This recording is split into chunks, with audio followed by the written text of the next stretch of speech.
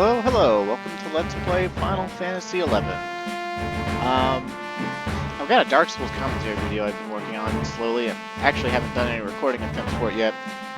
I can't seem to bring myself to just go ahead and start doing it, and wanting to do a Let's Play of this game keeps creeping into my skull. There are other Final Fantasies that I should be Let's Playing, like Final Fantasy IV, and I'll get to them, I'm sure. But, well, I don't know, the bug struck me. It's been about 4 years since I played Final Fantasy XI. And the bug hit me, and I realized when I tried to play, I didn't have the brain power anymore to deal with the complexity of gearing and the complexity of my main character right now. He's got a lot going on, and so is my other character. Honestly, I won't be playing either of them for this Let's Play, but, you know, there's fire. That's where this character has been in existence since 2000 and... Well, this particular Hume has been in existence since late 2004, but, he was a Galka before this, as well as an Elban. But, well, that's some ancient history.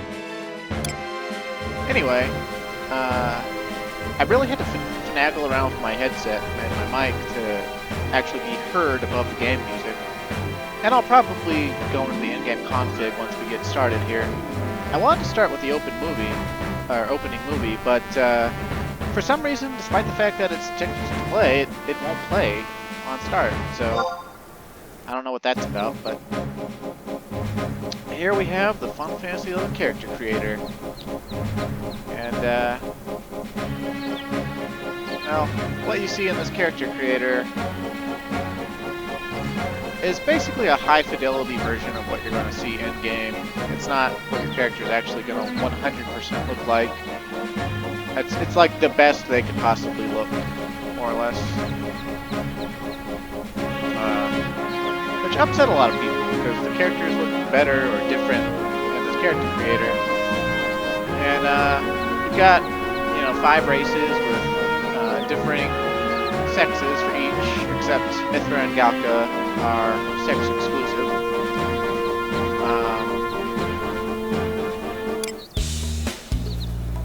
Each race has different faces, up to 8 different faces.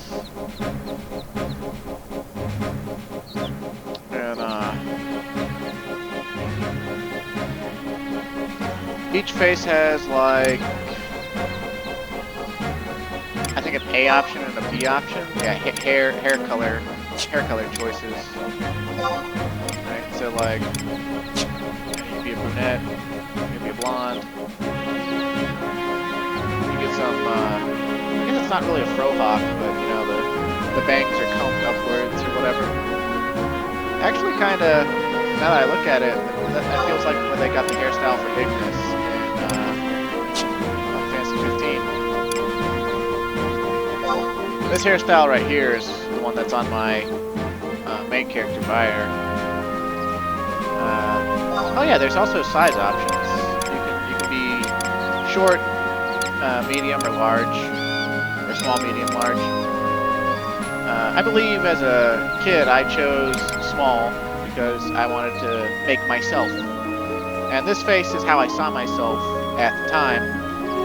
And you notice how his hair looks kind of, well, brown or blonde there. Yeah, brown. It actually comes out red in game, so completely different. And on PlayStation 2, the brown on this was much darker. Kind of funny. Oh, we got a bald guy with a head tattoo.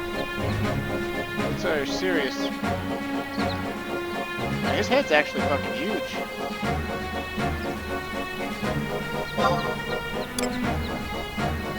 What changes there? Oh, the tattoo goes from blue to black.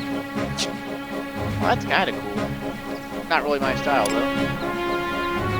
Oh, we got like... He looks kind of like Native American, more or less. Whenever I see this face, I think of my friend... Oh, he's got earrings, too.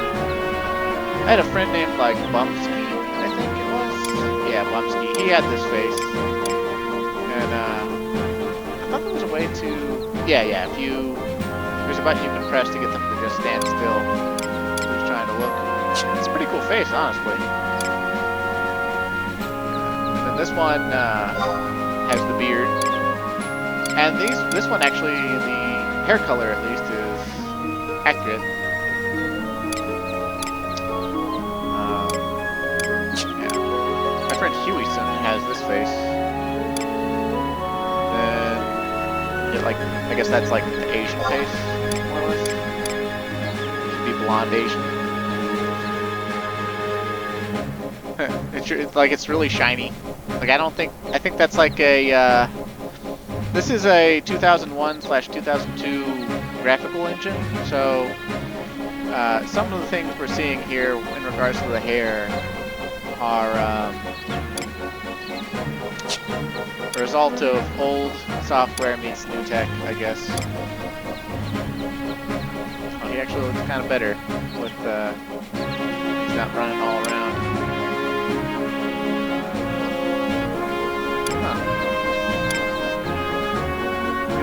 Like this one looks automatically shorter. That's interesting. I didn't realize that this phase 4 is like automatically shorter. Or maybe it's because it's the only one I actually went to the size in. Let's go back and see.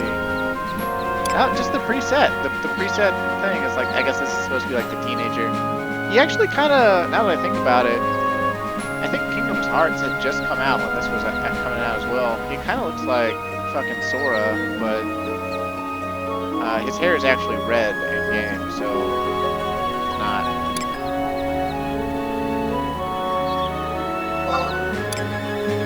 Yeah, this hairstyle was definitely reused on Ignis, like 15 years later. It was touched up, of course. And I don't know which one to pick. But do we even want to be human? Right? Because do we even want to be a guy? There's other options, you know. We can see them walk around in sachet or whatever. This face right here is one my ex-girlfriend used.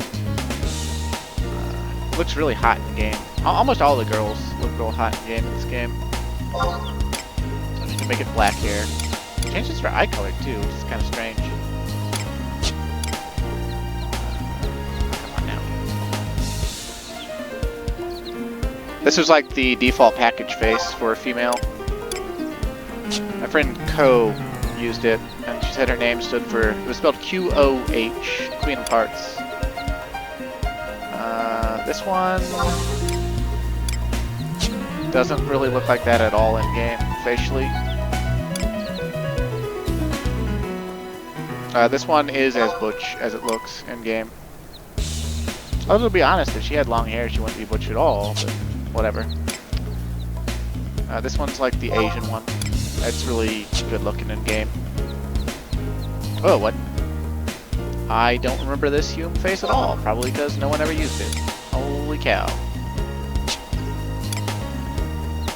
And then this one, I believe, is my friend Matoid's face, and it looks really good in game. I don't have any particular desire to be a female, though. We got elven men.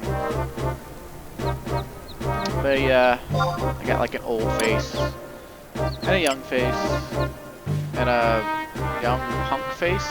Actually kind of looks like Johnny Lee Miller. Refined face.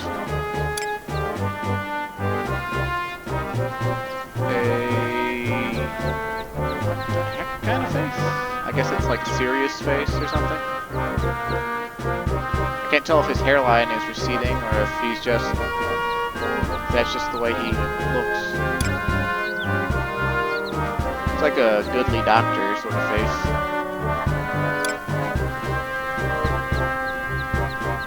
This is the face that my other character has, Dumakulam.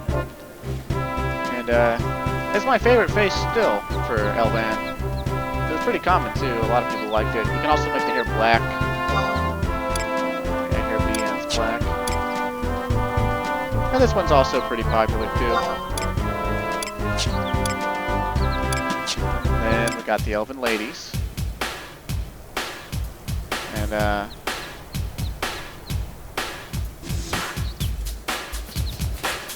feel like something's changed about this character creator. Maybe it's just the old software meets new tech. It looked so much better on PS2 when I was a kid.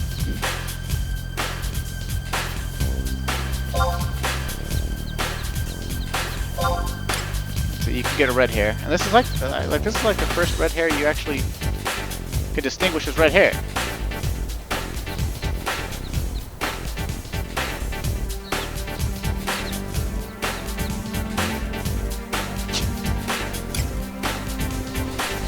Got like braided hair. It's like sort of like long hair but braided up.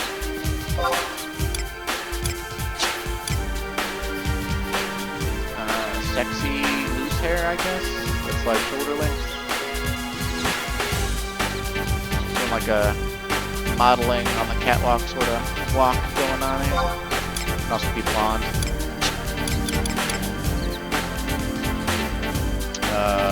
I guess that's the Japanese style. Like default shoulder length, butch, sort of like sexy side braid going on here. You can also make black, although it doesn't really look black.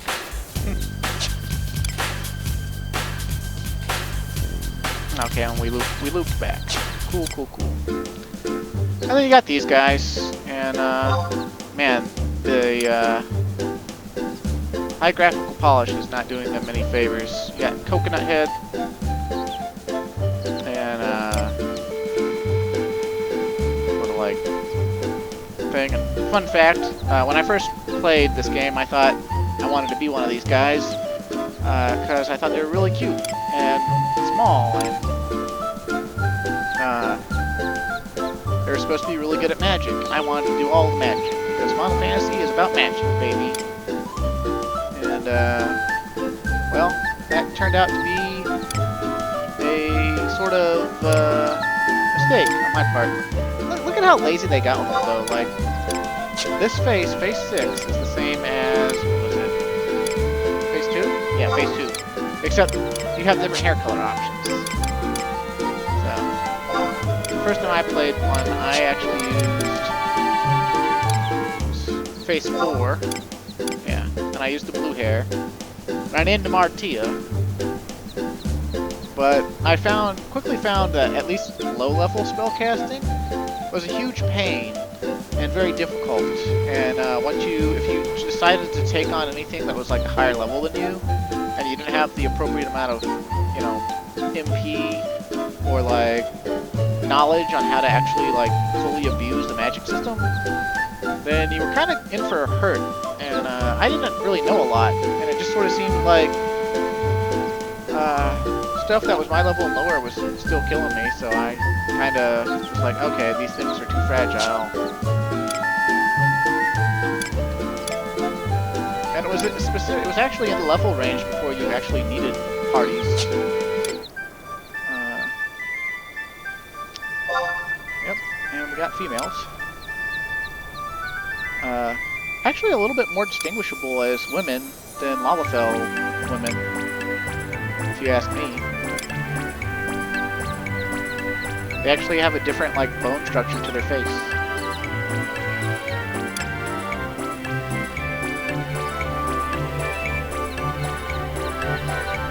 I believe my friend Carrot Chan uses that face. With that hair, I think. Although it might have been brown.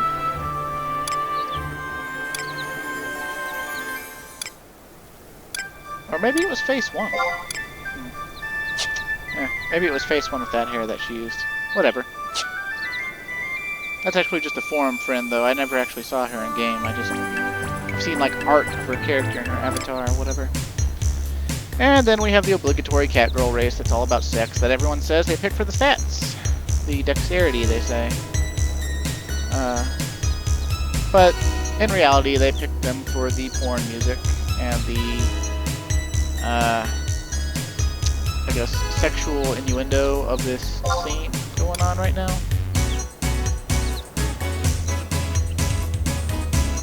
And plus the fact that they're a cat girl, right?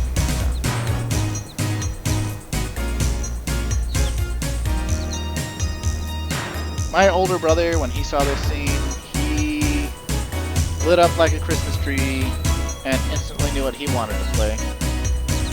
And I was quite vexed by that. And then I was even further vexed by the fact that it was extremely common for MMO players, both then and now, and still, and probably forever and always, to want to play as, you know, the opposite sex. And, I mean, there's myriad reasons for it, but I think the most common one is that people are pervy, so. And there's no need to deny that, but that's just natural human. But, you know, what I like about Mithras here, as opposed to Mikote, you can see how their facial features, you know, they literally look like they're a cat person. Like, they don't look like a person with some ears glued on, and a tail glued on. It's very much, you know, a sort of like demi-human looking thing, you know.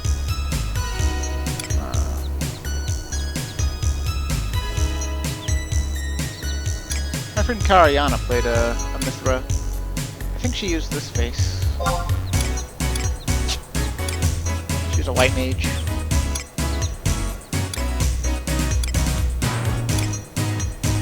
If I was gonna play a Mithra, I'd probably choose phase 2 with the lavender hair there.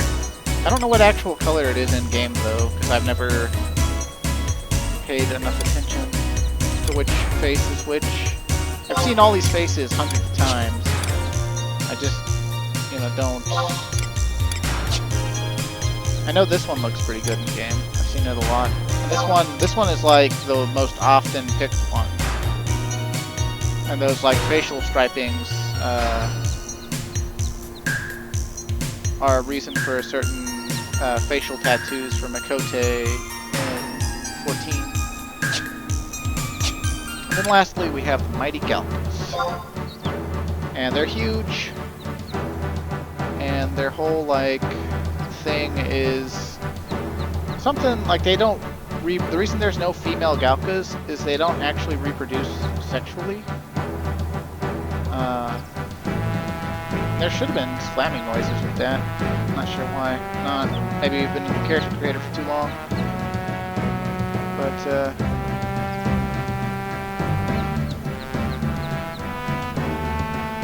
yeah, this is like, there's supposed to be sound effects going with this.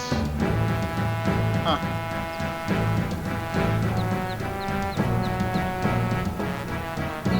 Maybe they got rid of them, or maybe my config is just...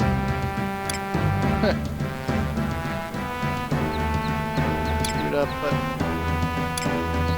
but... conceptually, I love the Galcas. They are very cool, in my opinion. They're kind of monstrous. You'll notice they have really high strength. You may have noticed, like, you know, you see the stats are under the face type selection. These stats are actually, by default, before they let you pick your class, by default you're on the warrior class. So these are the stats for everyone's default warrior. And while it says they have 9 strength, which is tied with the Elven, they're actually the second highest strength. They have 2 less strength than Elven once you start getting levels. But they have the highest vitality and the highest HP. Attributes are kind of odd in 11. But, you know, I've been about 20 minutes in this scene here. What am I going to pick? Well, honestly, I think I'm gonna pick Hume. I'm not really sure on which face I want, though. I don't want this face again, just for the fact that I want some differentiation between my main character and my Let's Play character.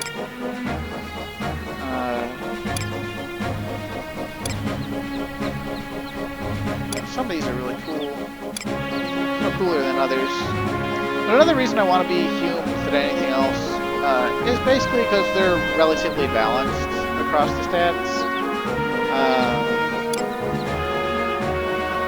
They're not the best at anything, really, but they're not the worst at anything. And for the way the game works, that kind of works out. They're actually tied at second best dexterity along with Galkas, behind Mithras, above Tarutarus, or tied with Tarutarus. I think Tarutarus are slightly less for some reason. I might be remembering wrong. But then Elvans have the lowest dexterity, or at least originally.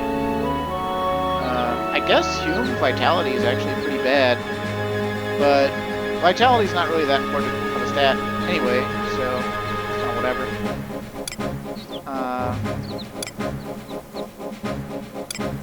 And then you can see that they kind of have like a higher than average charisma. I think the lowest charisma race is Mithra and Galka, and they're tied for it. And then the highest one's like, I think Tarataru and Hume. But it's been a long time since I actually looked down at the specific way stats wind out playing out in the long term.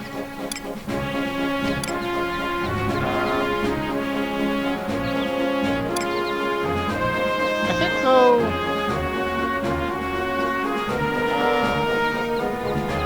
yeah, I think I'm gonna go with phase 2.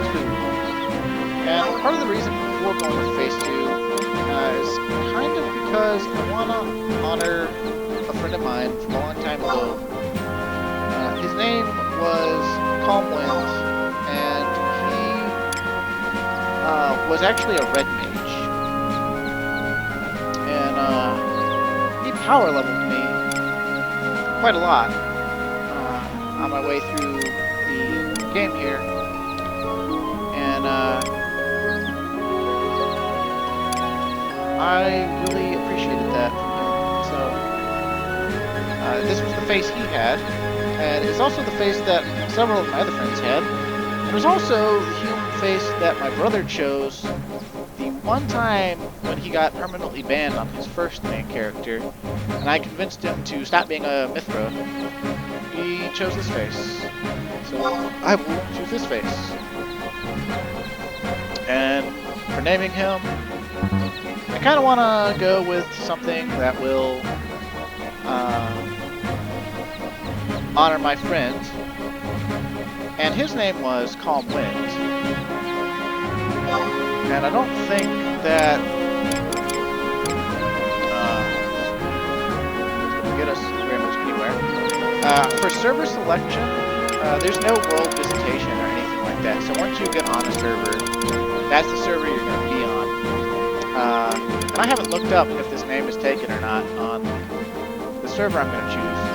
But the biggest servers from what I've read currently, it's like Ashura, and then like Bahamut, then like Ragnarok, and then I think either Odin or Shiva, or something like that. Possibly Bismarck. I don't really remember. I've got a friend who's playing on Odin currently, so although she's not online right now. So I think I'll put them there. I doubt that my Let's Play character will really cross paths with her because, I mean, I'm not going to like be rushing him to endgame or anything. But yeah, if we actually get the name Calm Wind, I mean, I'm all for it. If we can't get that name, then whatever.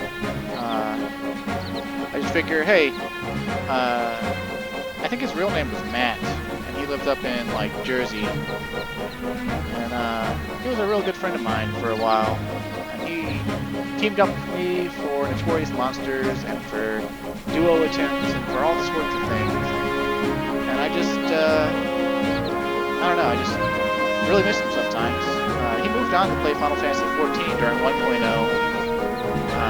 and he played until late Heavensward, and then I think he stopped. I don't know why he stopped. I don't know if he fell out of love with the game, or if he just decided he couldn't play MMOs anymore, or if he died died or had bad health. I completely lost contact with the guy. So it's kind of sad, but it is what it is.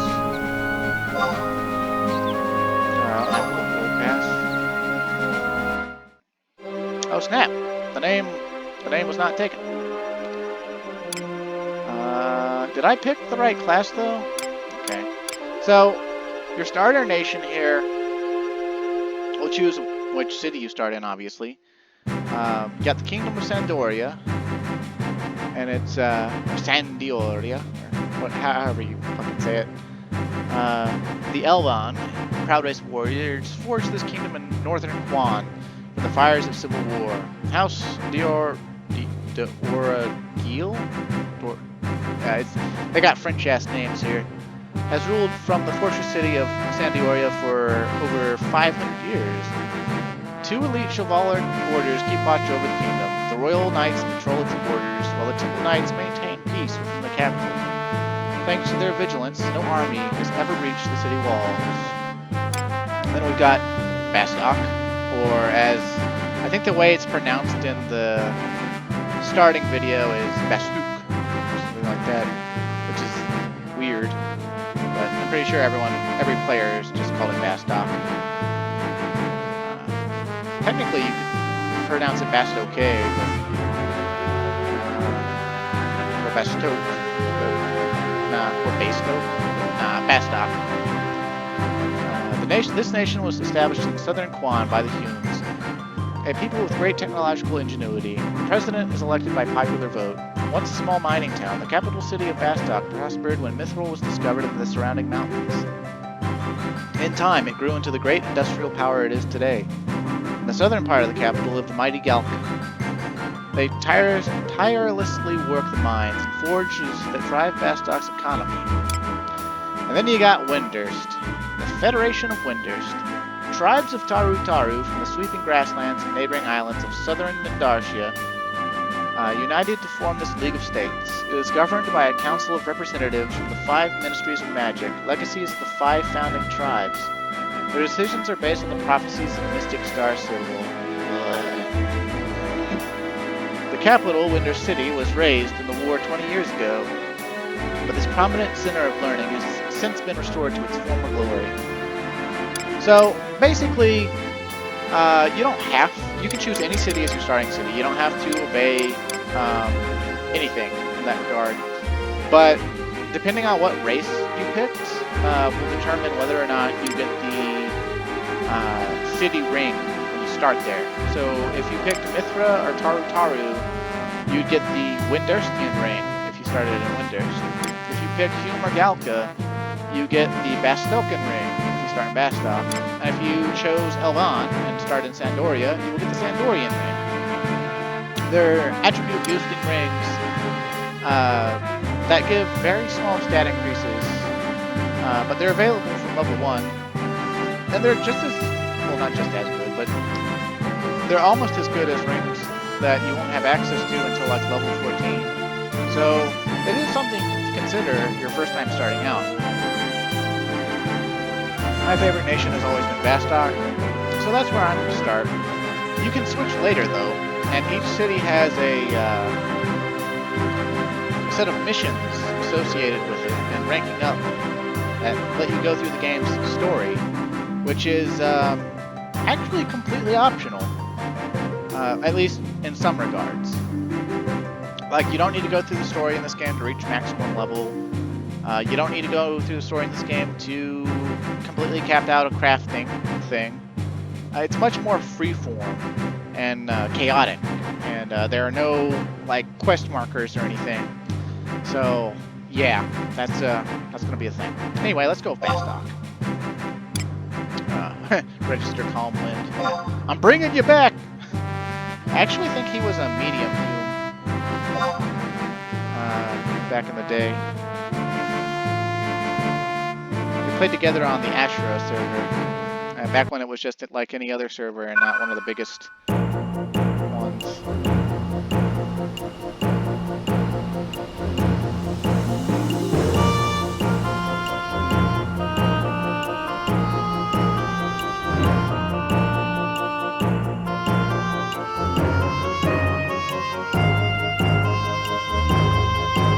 Augustaburg Mountains of southern Quan lies the industrial nation known as the Republic of Bastok.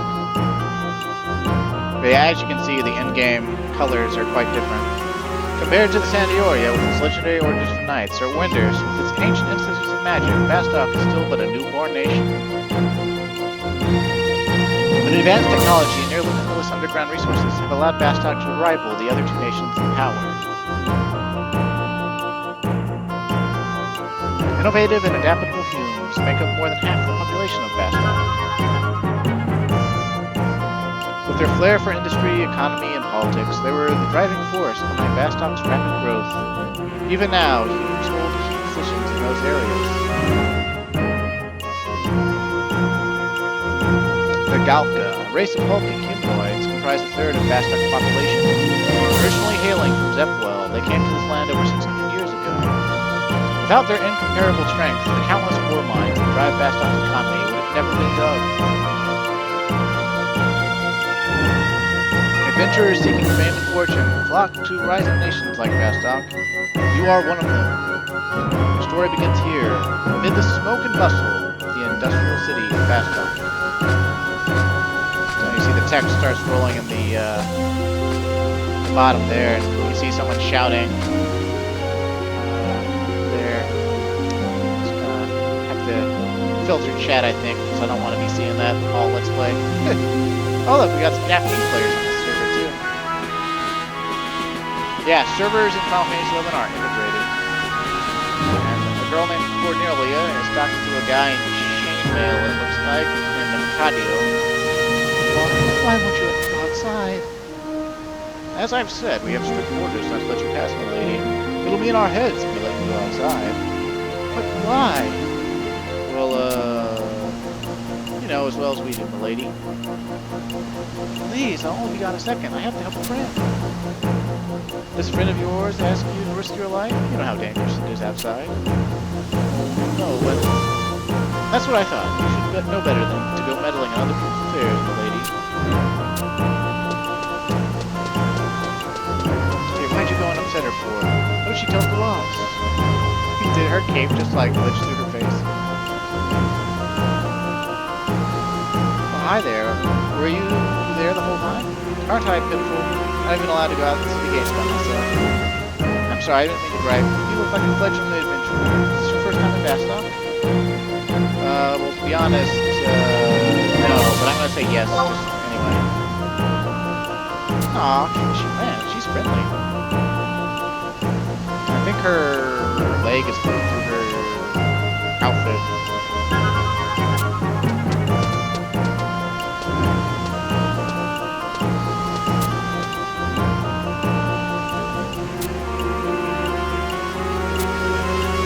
I want to fight monsters. I don't got any money, and this is a game, so yeah, let's fight monsters. Yes, I heard you tell the lady that.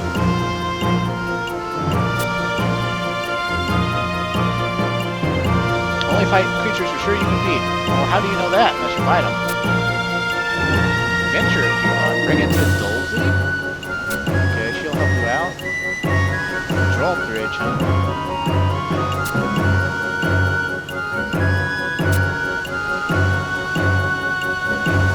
Starting in Port Bastok, but the way I remember it originally, I guess you could start in any of the three areas. I don't think I've ever started in the port before.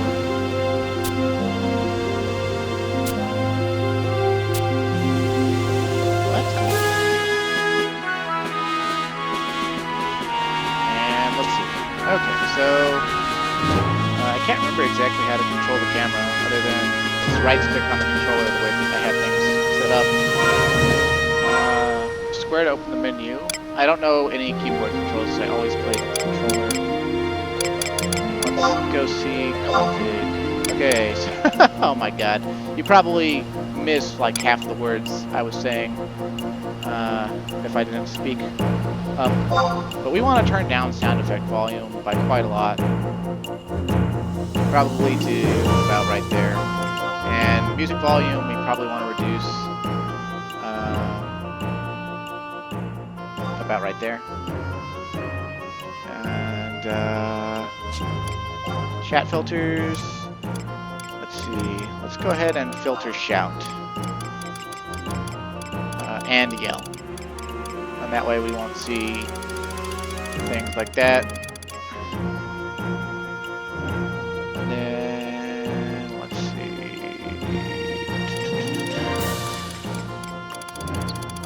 Don't really know what else to filter for now. You can also change font colors. You can get damage to the screen display on screen if you want to. For me, I'm so used to it displaying in the log that it's always going to be there. You can turn your name blue by hiding your character information. Or I used to turn it blue. Turn shadows up to high. Weather effects, you can turn them off. The game does have weather. It's one of the first games to have weather that I ever played.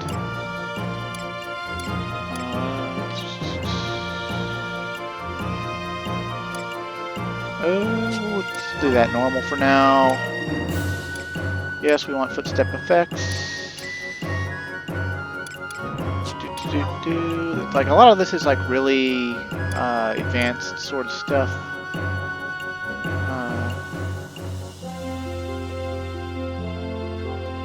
That sounds like something new. I don't know what that is. There's so much stuff I don't know what it is. Effects. Okay.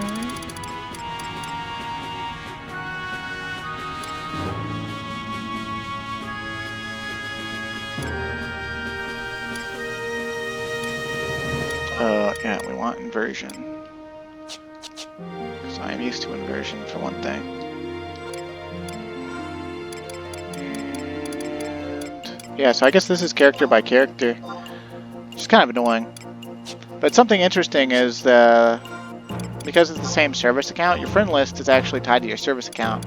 So look at this giant friends list I have up in the left-hand corner there. I could probably go through and look, calm wind. Yeah.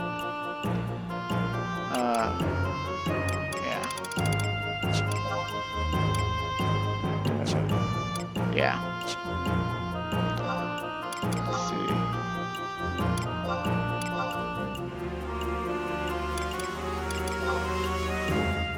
You can set yourself like your online status or whatever. They got emotes that you can do.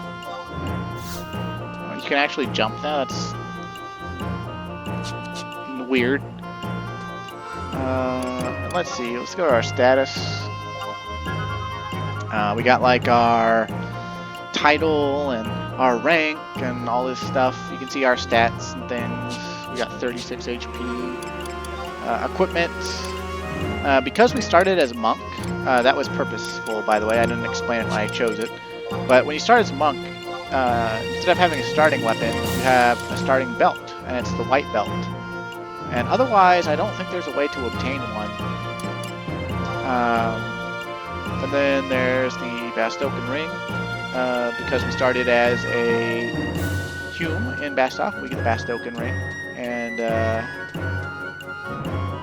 yeah, 3 HP, 1 dexterity, 1 vitality. So starting as the monk, you get 3 little stat ups right away. And I like that. You can also look at your combat skills. This game has like skill ups and things. Let's see, where's Dulcie? Right, there she is.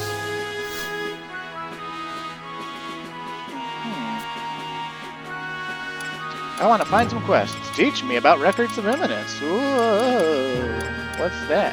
The trust initiative. All sorts of questions we can ask. And you give her this coupon.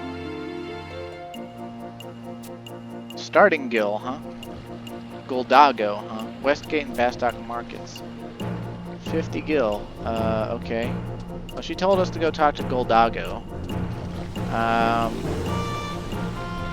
I don't think we have the option right now, but across this drawbridge that just let an airship go. See that airship going off? And we'll be able to ride that later when we get up to like rank 5. But the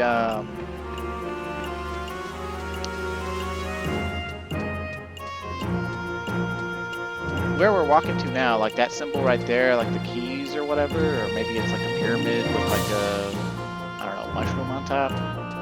I don't know. There's Bastok's like flag, but that symbol, the other symbol that we looked at before, is like the Mog House symbol.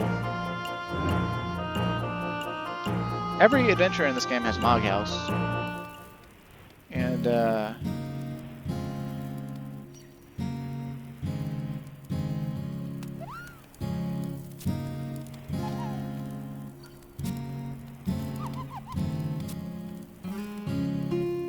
first, the basics, Koopo. Open your main menu, Master. Okay, so like he's gonna go through like the little Mog House tutorial. Basically, it's where you get to store your extra inventory. You only have a limited amount of inventory, but your Mog guy, he gives you basically a storage system. You can also there's a delivery box from when you sell stuff on the auction house. You change jobs inside of the Mog House. Unlike Final Fantasy XIV, changing jobs, you can change, just like Final Fantasy XIV, you can level every job on one character. But unlike Final Fantasy XIV, switching jobs, you have to go back to your Mog House and switch. It's a more involved process. Although, in some zones, they have nomad Moogles who will offer to switch your job out and about in places that are far away from towns. Yeah, I've got it. It's fine. Yeah, I'm good.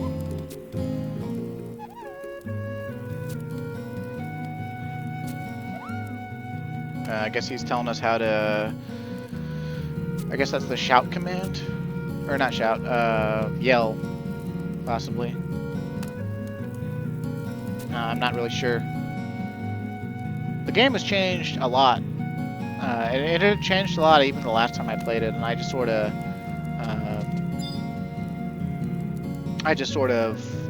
did things, and oh my Lanta. We got a Mog safe, there's going to be a Mog safe too, we got storage, we got a safe. See, by default we have 30 inventory slots, and I'll go ahead and tell you right now that is like nothing in this game.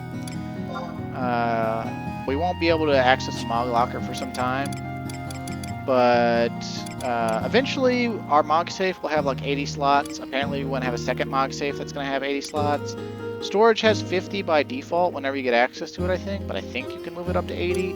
The Mog Locker will have 80 slots. The Mog Satchel will have 80 slots. The sack will have 80 slots. Apparently we got like a Mog case now that just instantly has 80 slots.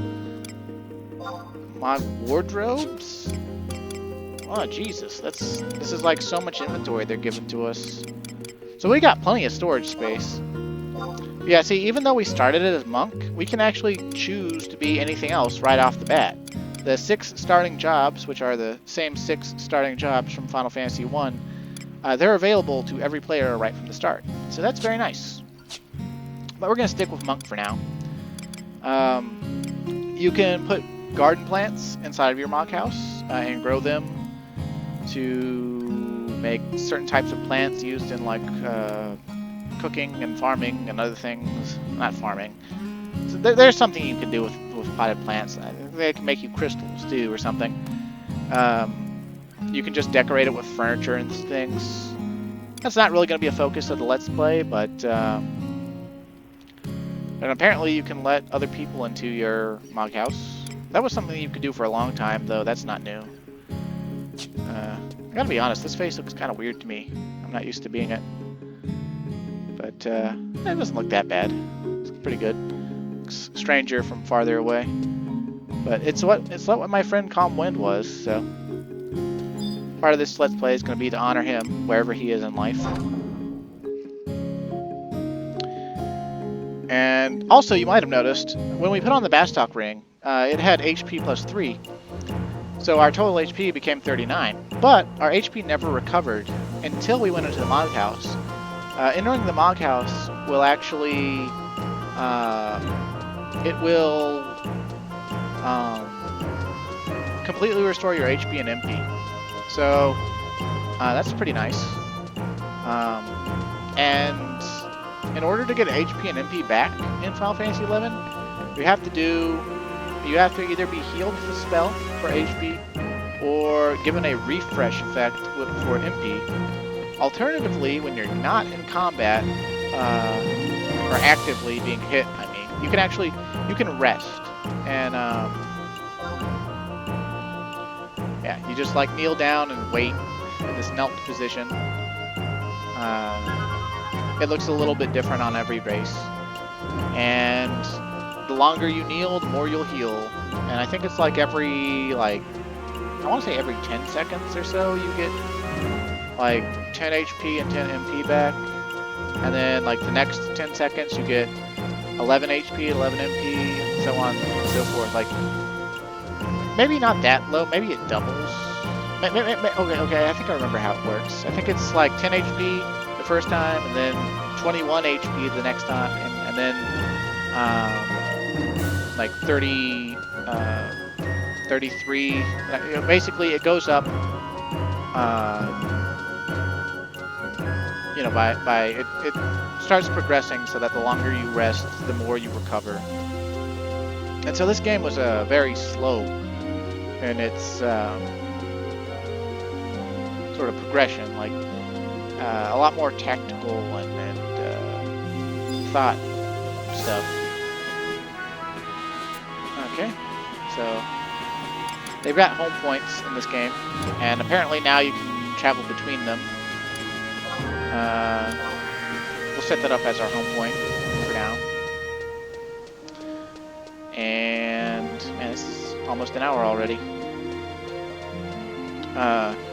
Later in the game, we'll be able to go through the Mog House and zone into any other zone in the city. But for now, we actually have to travel the full extent of the city to go other places.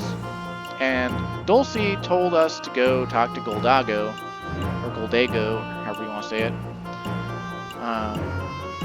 in the western parts of the Bastok mines.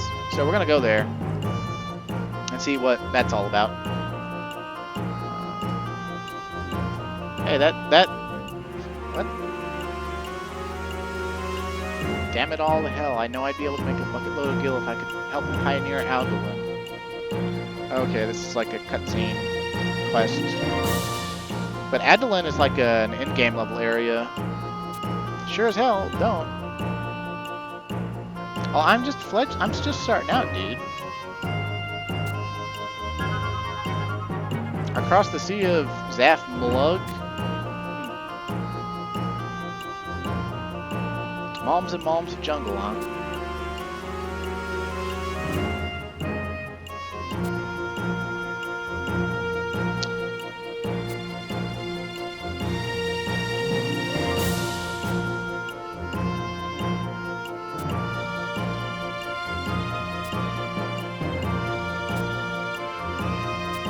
So a lot of quests in this game actually start when you zone into an area.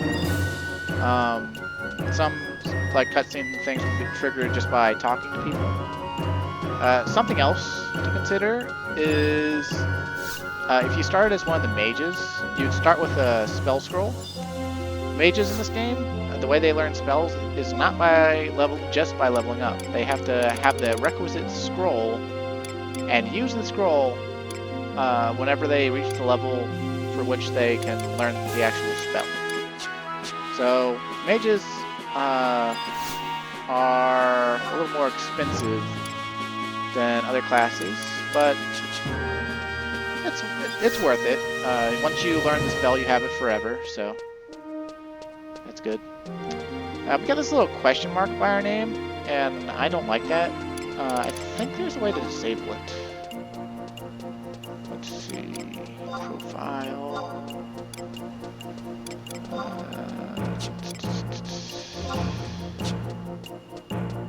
I thought there was a way to disable it. Let's see, region info maybe? No. Help desk maybe. Cancel new adventure status. Yeah, I don't care about that. Yeah, so we get rid of that little question mark. Although, quite honestly, we would have been fine to leave it on. You can also, in the config, you can turn off names, I think, to be a little bit more immersed.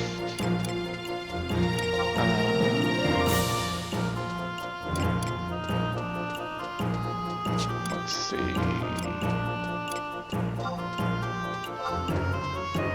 I don't know what any of this does.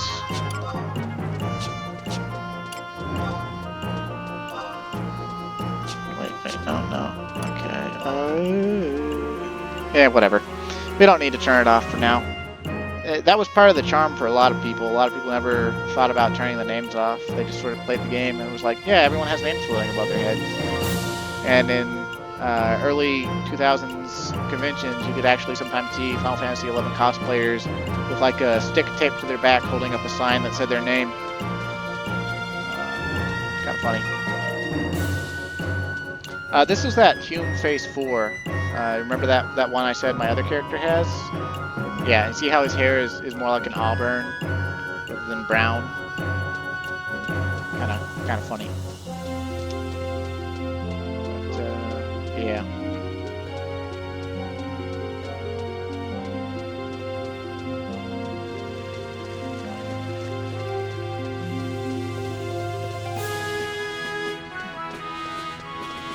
I wonder who this Elven is and what is she doing in Bastok? Trying to start a business selling goods from Volbo, but it's not easy getting stuff from areas that aren't under Bastokan control, or Bastokan control. Okay, yeah, I remember that. There's this, region info, and there's this system called Conquest. Each nation actually, week by week, rolls to take over areas, and if nobody does enough fighting in the areas, then they get this weird, like devilish looking symbol, and that's the Beastman symbol. Oh man, Sandoria owns Gustaberg? Ugh. Man, this is a weird server already. How is Bastok minimal in Gustaberg? For God's sakes, wow. That's sad, okay. Well, maybe we can change things, but I doubt it. She said Goldago in Western Mines, right? So, let's see. This is the Mines. Or Bastok Mines. Oh, that guy's name's Goffle. But yeah, as you can see, like, it's just sort of kind of figuring stuff out. I don't really know why she told us to go talk to Goldago, but I don't even know where he is, actually. See, that's kind of how the quest design, it's early 2000s quest design for RPGs. Kind of like Morrowind in a way. They just sort of give you a rough approximation of where to go, and you figure it out. Of course, you can target people from pretty far away. That guy's name is Goldio. That's not Goldago. Or, yeah, Goldago. Dago. Vangord, Maidon.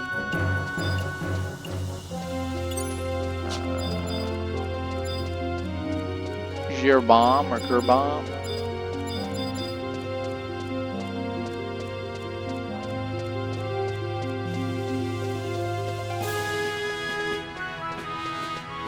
I've really actually never tried to follow the tutorial NPC advice. I give them I've always given them my adventurer coupon to get the small amount of starting gil, but I never heeded things, and they didn't have such an expansive question list before. Like originally, you could basically ask Dulcie the same exact stuff that you could have asked the first guy you talked to. And I think she would have a slightly more in-depth explanation, but not that much more in-depth. Are there any kind of markers? No, there's no markers. Oh dear. Well, those furnaces sure do look cool. Let's see. Medicine Eagle.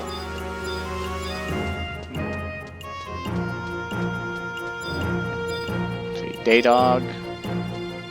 House. Can I enter the house? Yes, but I have to click on the door to open the door. Doors don't just open for you automatically in this game.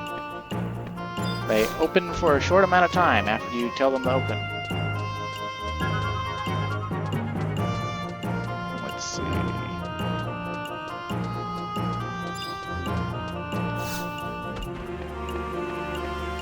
Oh, it's like a little Mithra kid.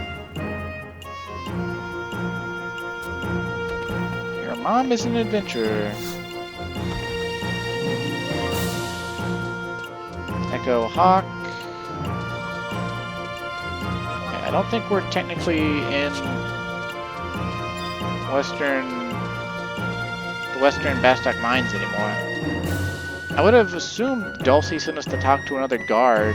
The guy's name sounded Galkin to me, but I don't have any idea where he actually is.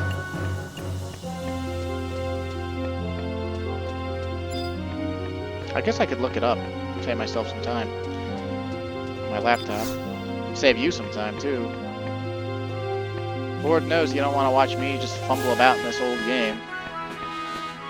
That I was supposed to be good at. It's like an inn, I guess.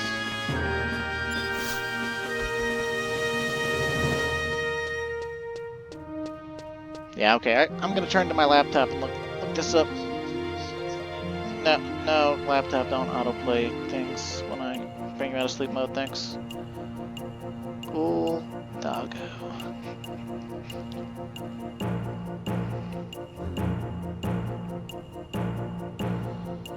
Okay, so we're looking for, he's got red hair, he's a Galka.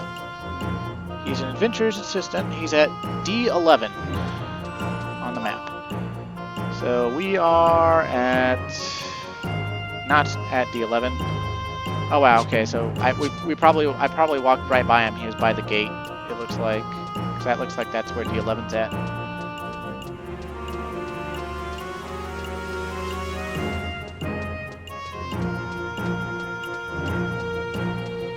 I know this game doesn't look like much, but it's really hit my nostalgia nerve right now.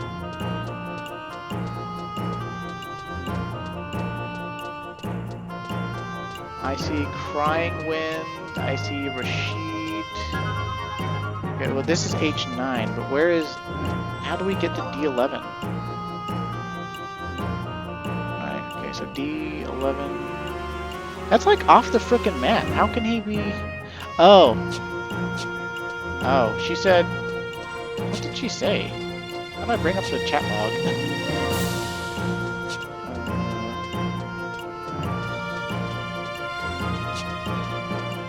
Man, I don't know how to bring up the...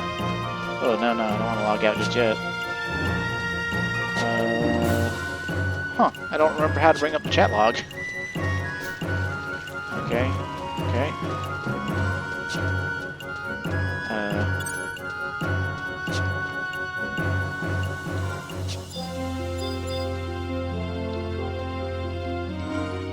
I could have sworn I used to just press... Okay, there we go. Okay, we don't have... Okay, we'll scroll back up. Oh, Westgate and Bastok Markets, not the mines. Oh, I'm a genius. I'm a genius. Get ready for more of that if you actually... I doubt you're even still watching by now. This has not been an entertaining episode.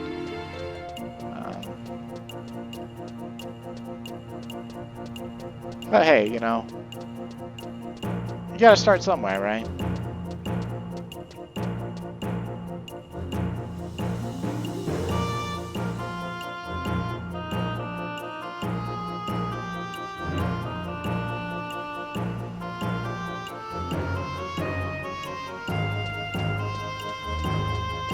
Those super Kupo or Ku powers that we're seeing every time we zone they added something to the game in the I think like 2008 to 2000, somewhere between 2008 and 2011, where like this special like magical Moogle throws these superpowers around, and if you go and you find them, like I think they get spread out once a month real time, and when they do, some funky graphical glitches going here. But when they do, you can go find them. If you're one of the people who finds them, you get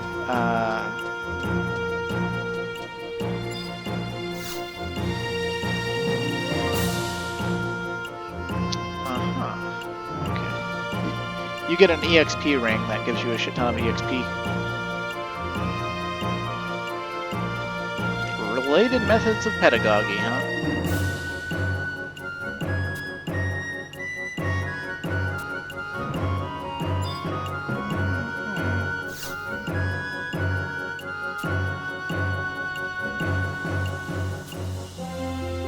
Okay.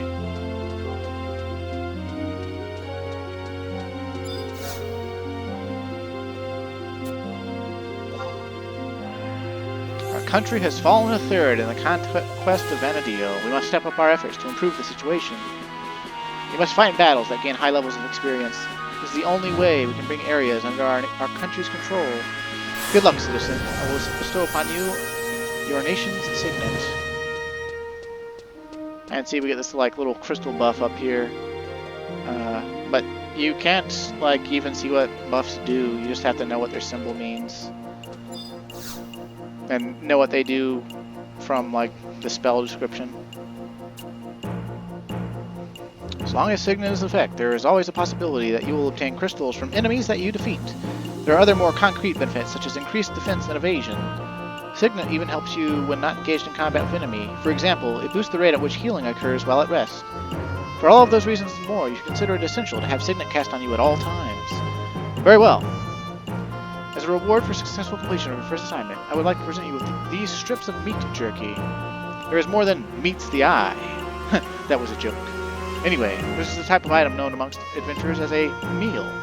This meal in particular will temporarily increase your attack power when eaten. Whenever any type of meal is consumed, you will receive some such temporary status bonus. Naturally, different meals grant different types of bonuses. For the most part, meat dishes will affect attack power. Conversely, seafood dishes generally enhance defense, and so on and so forth. Take care to select dishes best suited to your purposes. One thing you should make note of, however, is that you cannot eat a meal while another's meal status bonus is still in effect. Your stomach would simply burst. It's quite a lot to cover. Are you with me so far? Yeah, this is a breeze.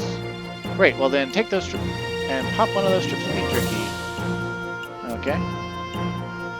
Wow, he gave me 6 strips of meat jerky. Okay, this was worth. Now look at that! The game actually tells you the attack percentage and the attack cap from its gained percentage. And that's pretty amazing for such a low level.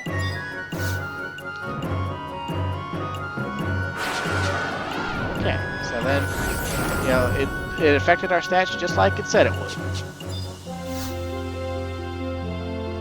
Check out that full belly on you. Well done. Signet and meals can both play crucial roles whenever you take on any type of enemy. This is a key lesson that you would do well not to forget. No sense in letting that food go to waste now, is there? Let's send you out to fight a monster on a full stomach. Exiting through the gate over there will lead you into an area of hostile enemies. Try to target one of the monsters and then select the check option from your menu. This will help you ascertain an enemy's level of difficulty and make sure they are not too strong. A smart adventurer picks his fights. Be warned, engaging an enemy that checks as very tough or above will result in your signet not granting you the defense and evasion bonuses you would otherwise receive. That brings us to our next assignment. It's high time you learn how to use a weapon skill. Perhaps you've already noticed, but sometimes while fighting an enemy, your skills will rise little by little. When your skill, the weapon you are wielding, reaches a predetermined value, weapon skills will become available for use. Combo, for those adept with hand-to-hand weapons. Wasping, for those with daggers. Fast Blade, for swords. Shining Strikes for club, Heavy Swings for staff, and on and on and on. Okay. The first weapon skill for each... We learned at a skill value of 5 That's something that they changed in like the 2010s. It used to be 10. You used to actually have to get to level, I want to say level 3 in order to actually learn a weapon skill. Because you needed 10 skill originally to use weapon skills. But now, you can get them as soon as level 1, because your skill caps at level 1 for your best, what your job's best at is like 6. So anyway, you see this enemy, you go check. Seems like a decent challenge. It seems to have low defense. Okay. See, we get these abilities. You notice in the right-hand corner that we're target locked, right? And you can unlock to have more freedom to move around, but when you're locked, you'll actually strafe. And look, we got some hand-to-hand skills, so that's pretty cool. They've definitely increased the amount of EXP you get from decent challenge enemies. They used to give a flat 72 EXP if they were decent challenge. Even match gave 100. Tough gave 150. Very tough and incredibly tough gave 200.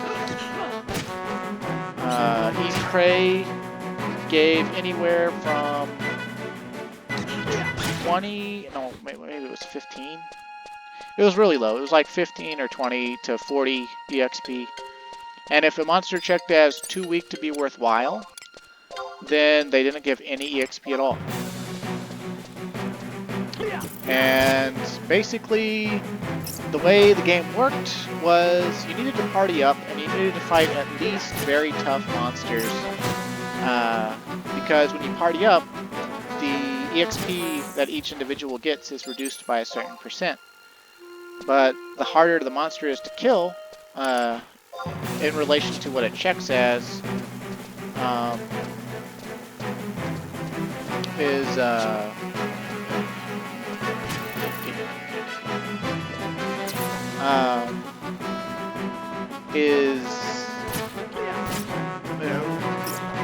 you get more EXP.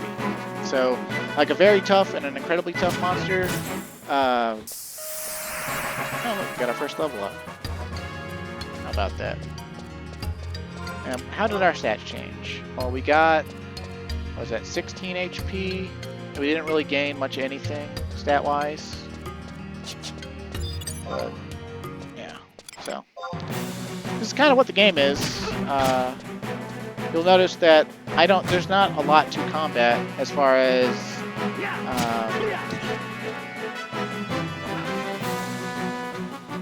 engagement goes. Like, you watch the log, you watch what's happening, you watch what the monsters are doing. Oh yeah, they implemented these temporary item chests to help you while you're out in the field or whatever. They don't actually take up inventory, and they disappear when you zone. But yeah, so like, combat's mostly automated. Like, these are auto attacks on a predetermined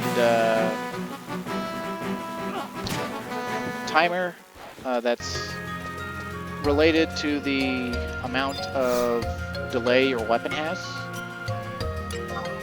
And then we got these, like, second digit is on.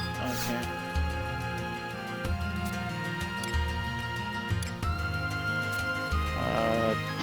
I don't know, 53? Less than 53. It's an odd second digit. Okay. Let's go with 35. Greater than 35, but less than 53. Okay, we got 2 more shots. Let's go up to 43. Greater than 43, but less than 53. We got 1 more shot. Let's go halfway and go 47. Oh, sad times. I don't really know how those work. But yeah, so.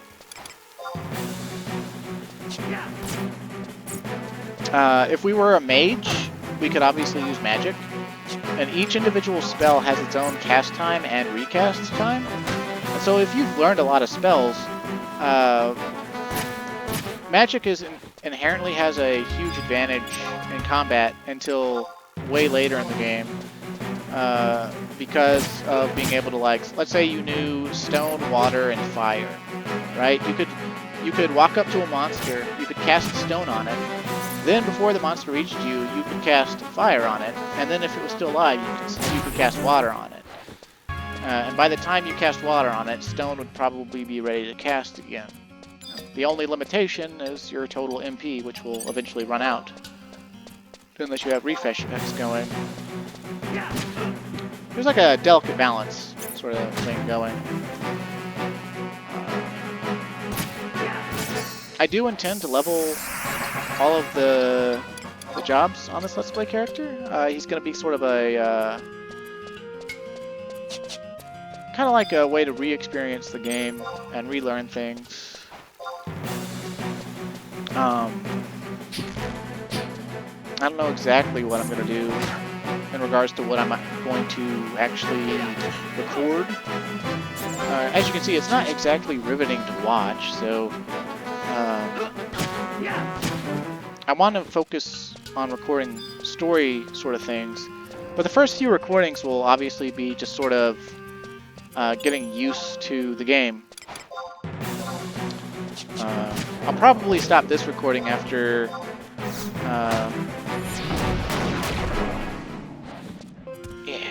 combo weapon skills. Weapon skills are really the meat and potatoes of physical fighting. They each have their own weapon type and damage type and modifiers based on, you see in the upper left hand corner when we're in combat, you got your HP, your MP, and your TP. And TP is like technical points or technique points. And it's always used for either job abilities or weapon skills.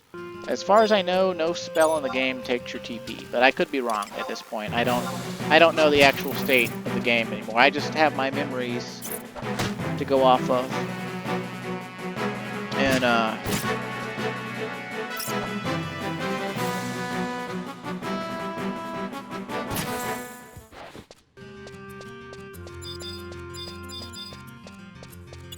unlike Final Fantasy XIV, if you've got the combat skill for it, then you can equip it and use it effectively. So Monk here has hand-to-hand, staff, club, throwing, guarding, evasion, and parrying. And they'll only actually parry things when they're not using hand-to-hand. They have to be using club or staff to parry. But when they're using hand-to-hand, they have guarding. And guarding essentially like reduces the damage you take by a flat amount. It's very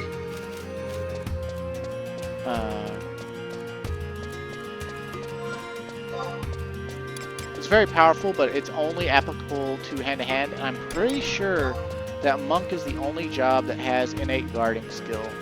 I could be wrong, I could be remembering wrong, but it's definitely a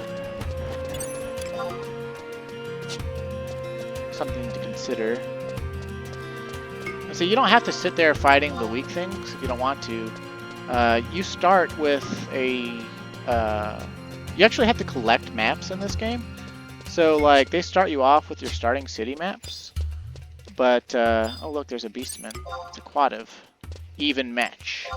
Dun dun dun dun. But let's show off something. Okay, each job has job abilities. Every job starts with what's known as the 2-hour ability. Because they originally had recast times of 2 hours. They're extraordinarily powerful abilities, and at some point in like the 2010s, they reduced them to being 1-hour abilities, which is weird. But each job has one, and Monk's is 100 Fists. And you see that, and then basically watch what's going to happen with our auto attacks. I think it lasts for like 45 seconds or something. See, like, it's just instantly attacking, like, or, you know, it's near enough instant, you know, to instant that it feels instant. It's not actually instant, though, and you see we get that buff in the left-hand corner there, or upper left-hand corner, SP, you know, superpower or whatever.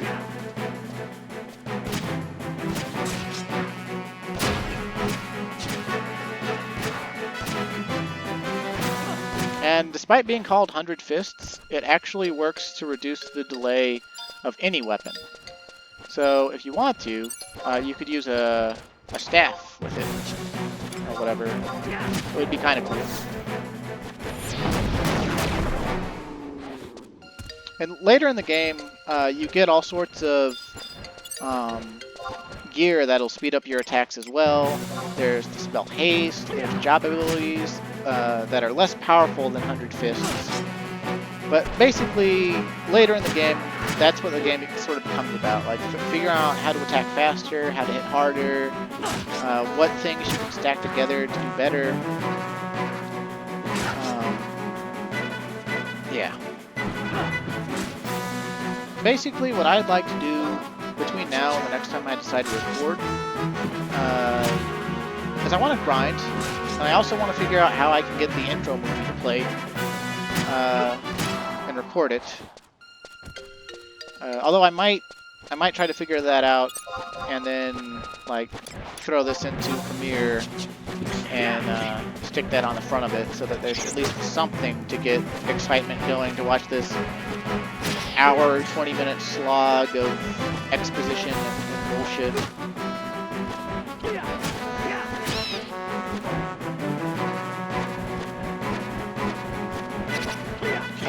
But I do highly recommend if you start playing, like, either along or on your own.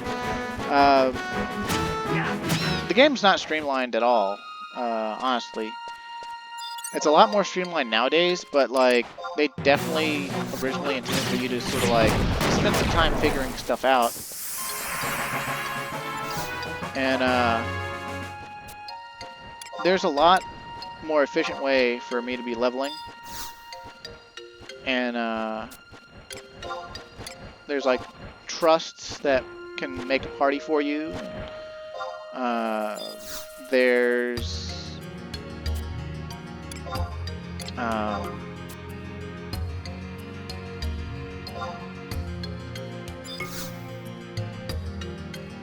other players, obviously, as well, but most other players now, they don't, oh wow, we actually succeeded, how about that?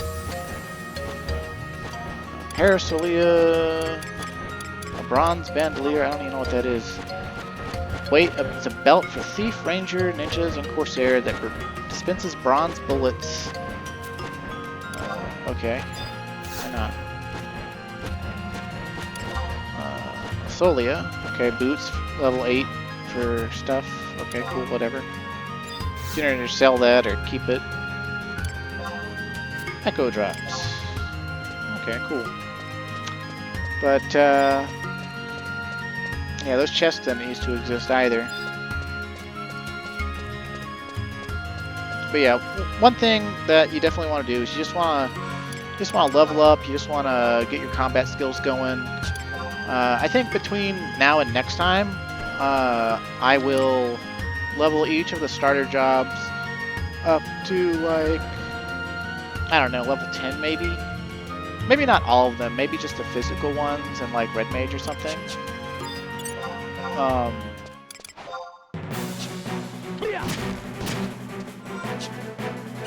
I need to lock the log.